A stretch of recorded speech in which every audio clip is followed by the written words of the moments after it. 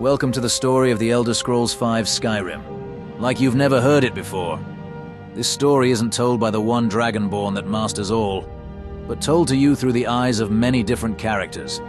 From the good and the bad and those in between. From soldiers on both sides of the Civil War. From warriors seeking honor. To mages seeking great power. To thieves seeking to get wealthy. To assassins seeking fear. And those who are cursed children of the night seeking justice. And those who were simply in the wrong place at the right time. Welcome to the story of the Elder Scrolls Skyrim, told to you by all of us that take part in it. We hope you enjoy. If you like these stories, chuck us a subscribe and your credit card number. Oh, come on now, that's not in the script. Hope you guys enjoy. Have a good one. Chapter 27. Origins of the Last Dragonborn. My name is Ragni. I'm just another ordinary Nord going out into the world to seek adventure. I'm only 19 winters old. I thought to myself I was wasting my life staying at home tending crops or feeding the chickens. I needed to go out into Skyrim and find meaning. I seek freedom, and to leave my name as something people will remember, even write songs about. I'm not heading out into the wilds unprepared. My father trained me how to survive when I was a little girl. He taught me how to fight. My father was a Nord who fought in the Great War against the Elves. That's where he met my mother. Both of them were Cyrodiilic Nords. My mother was a priestess of Talos in the Great Chapel of Bruma.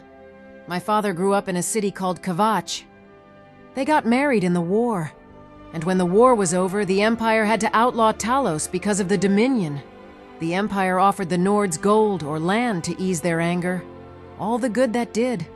But my father lied and said he was from Skyrim to get my mother out of Cyrodiil because of the Thalmor, because worshippers of Talos were now being hunted if they didn't agree with the laws. My father took land in Hjalmarch, right beside the Drykmere Marsh. My parents didn't know anything about Skyrim's lands. They ended up taking a rather dangerous spot of land. But it was quiet and out of the road from any elves. And it was theirs. It was their chance for peace. This was where I'd grow up, in the home they built together. They were only young when they left their homes to start anew in Skyrim, only a little older than I am now. But they were in love and wanted a new life, one with no war and only love. My parents had no idea how to build a home. One was a priestess and the other a soldier, but they made it work. All they wanted was to start a family and bring life into the world. And that's where I came along. As soon as they had completed their home, I was on the way. They both knew they needed to make their home bigger if they were to start a family. As soon as they knew, they started making their home bigger. They told me they spent every bit of sunlight they could making our home. Mother helped until she couldn't no longer, because of me. Father would tease her that she became the water girl. Now skip 10 years and the house is built, and right after I was born, my little sister Lisra followed. We'd spend most of our days with Mother. I looked more like our mother, where Lisra looked more like father. Our father would become a mercenary to afford all that we had. He would travel the roads and use what the Legion taught him to make gold. He was gone for weeks at a time. Mother would always say he would make it back to us no matter what. And he always did. Me and Lisra would learn to play music while he was gone. And when he returned, he'd always be so happy to hear us, even if we sounded like horkers. I remember always trying to get Father's war stories from him, but he'd only ever tell me that war is evil, that it's a place of darkness nobody should seek. But now it's time for me to make my own stories. He told me if I was to ever go out into Skyrim, to not join the war. He remarked that both sides were right, but also wrong. I don't understand that, but I guess I'll find out for myself. On one hand, the Empire lets elves hunt and kill people like my mother. On the other hand, my parents were from the Empire and Father served in the Legion. I don't know what side I see myself agreeing with. But to start my adventure, I'll begin with Morthal. It's not so far from home, and I used to love coming here with Mother to sell food to the inn. I used to love its grand walls. On one side was the haunted marsh, and on the other safety. Being a little girl that lived on a farm, this place always looked so big. I would visit the inn and book a bed since it was late already, when I noticed that house had burned down. That must have been the smoke I saw a week ago. I hope nobody was inside there when it caught fire. I went to check it out. When I walked through the doors, I felt cold. Not Skyrim cold, but like my soul was freezing. I don't know how to really explain it. It kind of felt like I was being watched. But I looked around. The only thing looking at me was a raven. The place didn't feel natural. Something wasn't right. I better head to the inn and get a bed for the night and ask around about this place. Another strange feeling came to me the closer I got to the inn. Not like the burned down house, but something different. It was coming from that woman staring at me. It was like we both felt the same thing by the way she was looking at me. There was something odd about her. Something gave me a feeling like she was a shield to the darkness. Running an inn weren't my plan, but Follian decided to move here, so I joined him. Hrogar's house? It burned down not too long ago. It's a real pity about his wife and kid. The screams woke half the town. Most folk won't go near it now for fear it's cursed. Hrogar claims it was a hearth fire. Some folks say Hrogar started it himself. That's what they say. See, he's living with Alva now. That started the day after the fire. It ain't right moving in with a new love the day after your kin die like that. Aye. Our Jarl would sure like to know if he did, though. Might even pay to find out.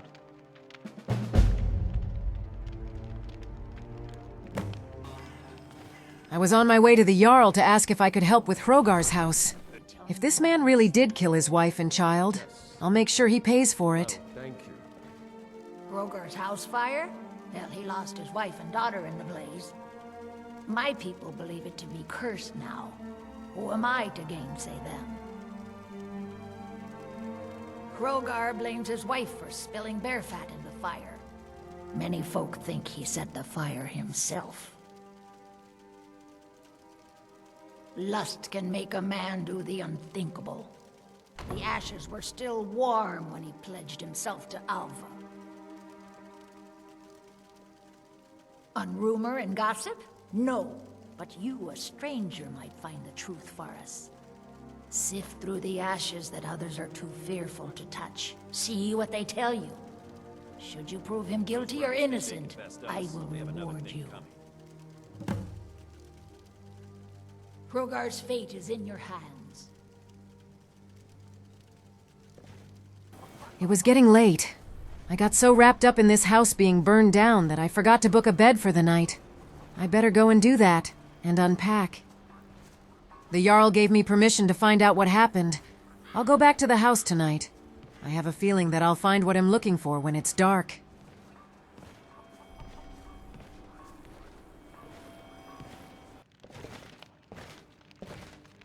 I hear the steward asked you to look into the fire. Sure thing. It's yours for a day. I'll show you to your room. Right this way.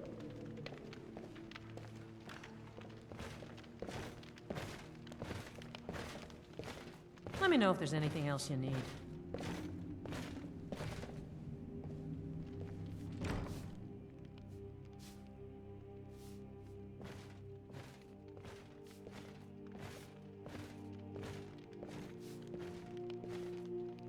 Those women were still there, like they haven't moved an inch. I don't know why, but I have this strange feeling about them. Or the one in the black armor. It's like I know her, but I've never seen her in my life.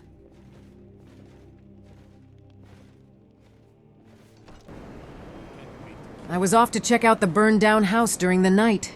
That's when I saw it. A ghost of a child standing at the fireplace. I grew up in a haunted marsh. Saw blue mist in the distance at night. Mother always told us scary stories to keep us away from that place and the evils within.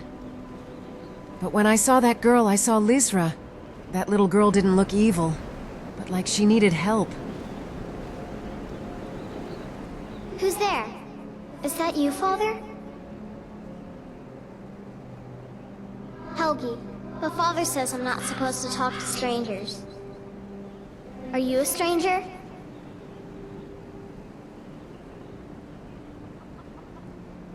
The smoke woke me up. I was hot and I was scared, so I hid. Then it got cold and dark. I'm not scared anymore. But I'm lonely. Will you play with me? Okay, let's play hide and seek. You find me and I'll tell you. We have to wait for nighttime though. The other one is playing too, and she can't come out until then. I can't tell you. She might hear me. She's so close. If you can find me first, I can tell you. Another one? What did she mean? I better go back into the inn and find out where this little girl was buried. I might find her there. And this other one. When I got back, those women were gone. They leave during the freezing night? If the cold won't get them, those that call the night will.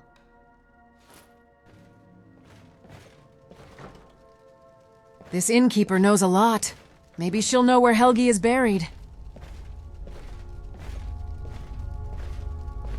There ain't much to offer, but if you want a place dry to spend the night, I'll rent you a room. The poor child is probably begging for us to string up her murdering father. Best tell the Jarl. She told me where the gravesite was. When I turned around, I saw a woman that sent a shiver down my spine. She didn't look right. She was pale. Not fair skin pale, but snow pale. This was the woman Helgi's father went to after they died. I had a feeling all this was because of her. I knew deep down this Alva was the cause of all of this. Well, aren't you the pretty one? I bet all the men chase after you. Now I just had to find Helgi's grave in this darkness. I saw a woman in the darkness. I got closer to see, but she attacked me. She was pale-skinned like Alva. She left me no choice. I had to kill her.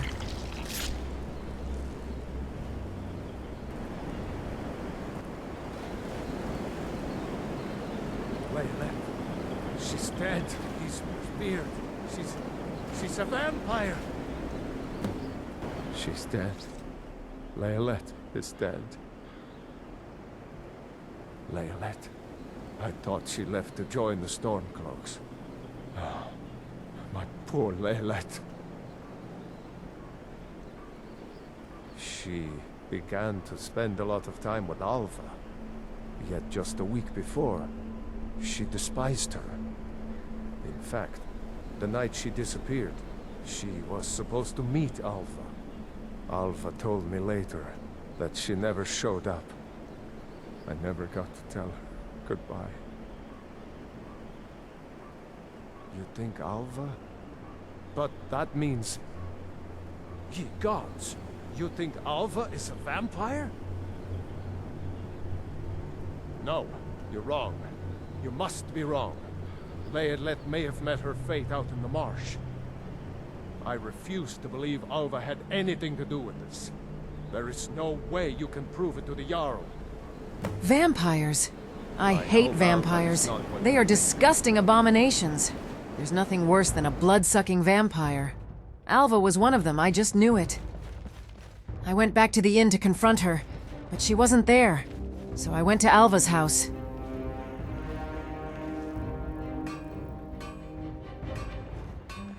When I arrived, Hrogar was there.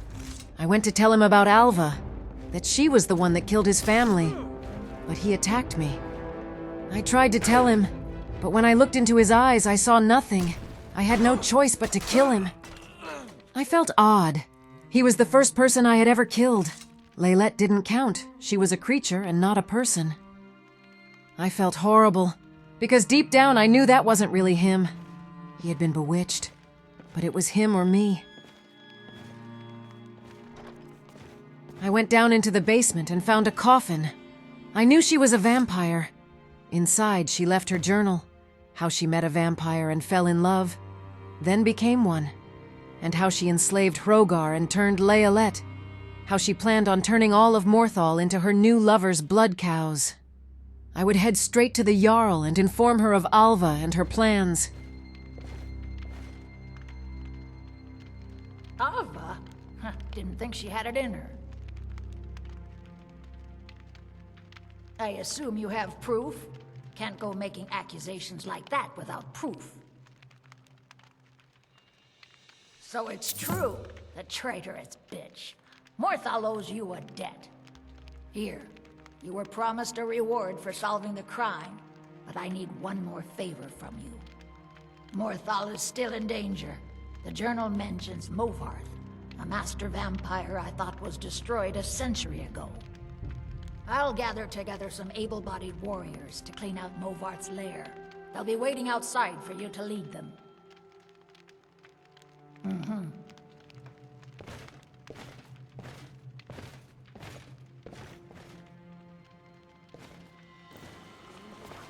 She wanted me to attack the vampire's lair. She'd gather up some fighters and we would burn out the disgusting bloodsuckers. But for me, I wanted these vamps dead more than anybody. I knew these were the vampires that destroyed my life. I knew this Movarths was the one responsible for what happened to my family. Let me explain a little more. Back when I was 10, life was perfect. Father would go into the marsh hunting deer, or cleaning out the walking corpses that got too close to our home. Like I said earlier, Drykmere Marsh is haunted. It's infested with corpses and spiders and vampires. The very last one would become our problem. It was on this fateful day that my family would be destroyed. When Father finally got back, he found vampires feeding off my mother and sister. In a rage, he managed to kill them all. That he found Mother and Lysra dead. It was the worst day of our lives. The people he loved the most were gone. He felt such horrible guilt that he wasn't there to protect us. His soulmate and his little loot were taken from him, and he wasn't there to stop it. He thought the vampires had stolen me. But I was down by the fishnets and horkers picking flowers for Mother when I heard the screams and hid. When I saw Father, I ran straight to him. When he saw me, he was in utter shock. He couldn't believe I was alive. He had held me so tight that I thought he'd never let me go. He vowed that day that he would never let anything happen to me, that he would train me to be strong, so that nothing could ever hurt me. And for the next 9 years, he taught me everything he knew. He taught me how to fight and survive, how to live off of the land. Life wasn't so rosy after that. I was up early training. I was doing drills. My father went from this kind, natured, loving man and turned into a warden. It was rough, and for a time I hated him for it. I was just a little girl that lost her mother and sister. I needed a loving father. But he needed me to be strong, so when something bad came my way, I could defend myself if he wasn't there. But over time, I saw that he loved me, and he knew that he wouldn't be around forever to protect me. We tended to the farm, we trained and sparred. My father lost everything. He was always distant after. The only thing he had left was me, and he was scared of me being left behind and unable to look after myself. So he would spend what time he had making sure I was ready for the world when he was gone. Every so often, we would go out into the marsh and clear out the undead. That was part of my training, facing down the hordes of the undead with Father. But one day we got in above our heads. We went against a bigger force than we should have. Father got hit. We pulled through and slaughtered the undead. Father wasn't feeling too well after that. I said we should head into town for a potion, but he shrugged it off like he was arrow-proof. Days later, I was cooking breakfast and I heard a loud thud hit the ground. It was Father. That fight with the undead really hurt him. He was so skinny and fragile. He was so cold. If only we got help, we could have stopped all of this. He told me not to leave. He didn't want me risking my life to get him help. But I look back now. I guess he knew his end was near, and just wanted to spend his last moments with me before he went to Mother and Lysra. So I stayed with him. I cooked him food, I washed him, I fed him. I would watch over him when his fever would rise. I could only watch the one person I had left in this world wither away right in front of me. The night that he passed, I fell asleep. It was getting quite late, and I just laid down to get some rest. But when I woke, I had found Father had passed on. I was all alone in the world. Everyone that ever loved me was now dead. I buried him beside Mother and sister. From then on, it was just me. The place became so silent. Once it was full of laughter and songs, but now you couldn't hear a thing. This home was made for a family. Now it didn't have one. Everywhere I looked, I saw memories of the ones I loved. There were days I didn't utter a word. The only time I would talk was where I went to talk to my family at their graves. I would sit there for hours talking to them all. It always brought tears to my eyes when I walked away, to go back inside and to be all alone again. Once was a house of laughter and joy. Now all there was creaks in the wood. The house was full of ghosts and old, dead, happy memories. Last night was the last night that I slept in that house. I felt sad and alone being there. The place didn't feel like home anymore. Home isn't a place. It's the people you surround yourself with. What I really needed was to get out and maybe find my own people. One day start my own family. When I looked at Father Sword, I knew what I needed to do. I needed to leave and go see Skyrim, to explore my country, and maybe along the way I'll find new people that I'll one day call family. But maybe I'll leave places where people will never forget my name. I'd use Father's old armor to protect me. That way I'd take his memory with me wherever I went. I'd use the skills he taught me to carve a path of my own out in the world. I don't know if I'll ever return, or if I do to find it burned down, or somebody else calling it home. But I don't plan on returning here anytime in the near future. In the afternoon, I would set off to Morthal to start this adventure I'm now on. Now back to the matter at hand. The villagers went off to kill Molvar, but I noticed those 2 women from the inn were there. They offered to help me kill these vampires. They told me they were experienced vampire hunters. They said we should wait until morning when the vampire's unnatural strength is gone. Since they were hunters, I'd listen to them. We'd wait until the crack of dawn. That gave me time to get to know them a little. The one in the black armor told me her name was Cecilia, that she has hunted all matters of foul beast for many years. The other one introduced herself as Zarita. She looked at me a little funny like I was food. But she told me vampires had killed her love, and Cecilia saved her, and she decided to join the fight afterwards. This was the cave that those vampires came out of 9 years ago that killed my family. Movarth was the one that ordered it, and he's the one that's going to burn for it. Let me just take this coin purse off your hands. When I first saw him, a fire within started to rise. I couldn't control my anger. Every part of my being wanted to slaughter this vampire who has caused me so much pain. I didn't really think it through. I just ran at them. I was lucky to have Cecilia and Zarita there, for my stupidity would have been my end. My weapon did nothing to them. Cecilia and Zarita would make easy work of those vampires. We found Alva, the traitorous bitch that turned her back on her own people and became one of them parasites.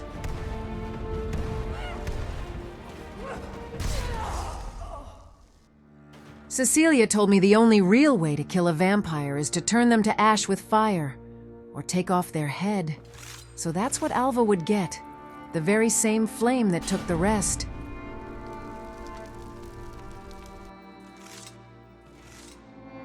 Cecilia was a good fighter. She knew how to handle herself. Maybe one day I'll be as great as her.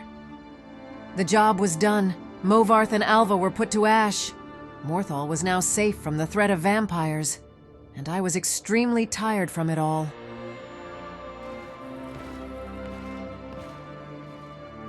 Mother's calling me. It's time for me to sleep now. I'm so tired. Thank you for making her feel better. Helgi came to say her farewells and thanked me for bringing her peace. Cecilia said they would remain to make sure every vampire was killed and put to ash. I swear when she was talking it looked like she had fangs. It couldn't be. She didn't look like a vampire. Guess I'm just tired. When I left the cave, I felt like a weight had fallen off of my body, like my family was looking down on me and smiling for avenging them. I felt at peace for once, and I was able to help the people of Morthal from the evil that destroyed my life. It was time to get back to Morthal and deliver the good news to the Jarl. This adventuring is already off to a good start.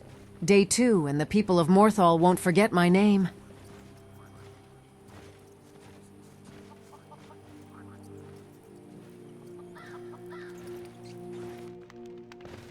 Tamriel is full of wisdom and magic, if one is willing to look for it. Few have their eyes open. By the 8, I didn't think he could do it. Now maybe we can put all this behind us. Take this as a token of our gratitude.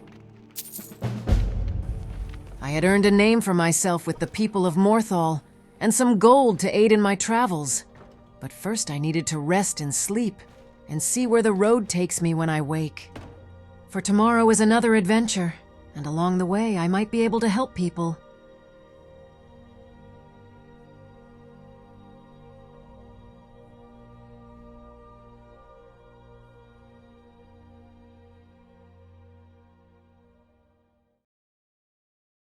I don't mind the bodies. The Stormcloaks were just decorating. Anyway, Chapter 27, the reveal of the last main playable character. I've got 9 of them, but I think I got 3 extra ones in the background, like Tova, Brianna, and Marillia. But they're more introduction main characters to introduce you, but blah blah blah. We're finally meeting the last Dragonborn. Now, this is a story I did last year, or 2 years ago. I voiced that one, and I told that story as an older Senturos. It was like 50 years old. It's on YouTube somewhere. I don't want to link it. I hate hearing my own voice. It sounds creepy. Especially when I am Senturos. So I did that one, and I also did the one after I think I did, called Ragni's Revenge, and I put them together. And I didn't know how I was going to do it, but quite naturally Common Sense came along where she talks about her past, and she shows you her past, comes back to the present, and then I don't know, man. Like, I'm going to apologise right now if you've got a soft heart, if you've gone through some serious loss of people you love and blah blah blah. This might affect you. Tissues might be needed. Because I wanted to start off with her sound like she's she's just an eager to get out and explore the world sort of Nord. You know, she's left home, she's like a young chick of today. She just wants to get out and explore the world. And then later on you realise that she didn't leave just because she wanted to explore the world. She left because she had no choice. Because she was haunted by happy memories. Ghost in the house, that sort of thing, of the loss she went through. There's hints to that, but they don't give it away until eventually she reveals it at the sort of end.